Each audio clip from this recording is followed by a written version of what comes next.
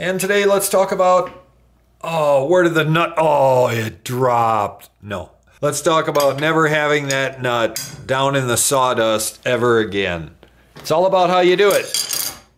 Put your finger, index finger preferably, whatever is comfy for you, up against that spindle. And because your hand is up against the edge of the saw, you actually have some load on there without even pushing on it. And spin it right onto your finger.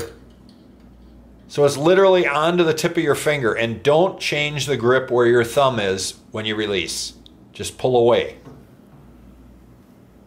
Physically, the nut can't come out of that grip. Same is true when you go to put it back on. If you carefully grab that nut, when you pick it up, the bottom of your thumb, the skin, folds over the bottom edge. Do the exact same thing. Don't change your grip going in. Just put the tip of your finger on the end of that spindle. You can feel it before you even do anything. And then start spinning it. Works absolutely perfectly, flawlessly every time. And you'll never, ever, ever lose that nut again. One would assume at this point you have the saw unplugged because you're in monkeying with the blade. But next what I do is I just roll it forward with the wrench up against the forward part of the throat plate. And I'm done. It's been tensioned.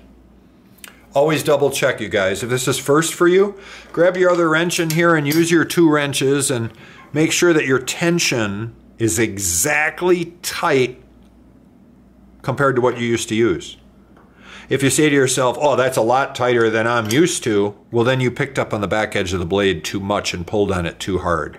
Once you get used to the tension you need to give it, which is pretty minimal, it's much faster to take the saw blades on and off. They can't slip because it's left-handed. Never take that into consideration, though.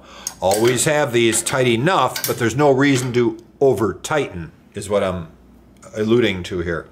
But this works fantastic. See, now I don't know after I did this video where I was, so I'm going to re-tighten. You know, I'll start from the beginning, kind of try it over again, make sure I'm exactly where I want to be.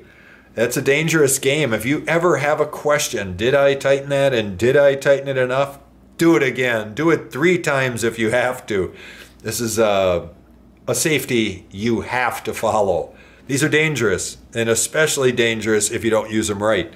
You guys let me know what you think. It's faster, it's better. Take care.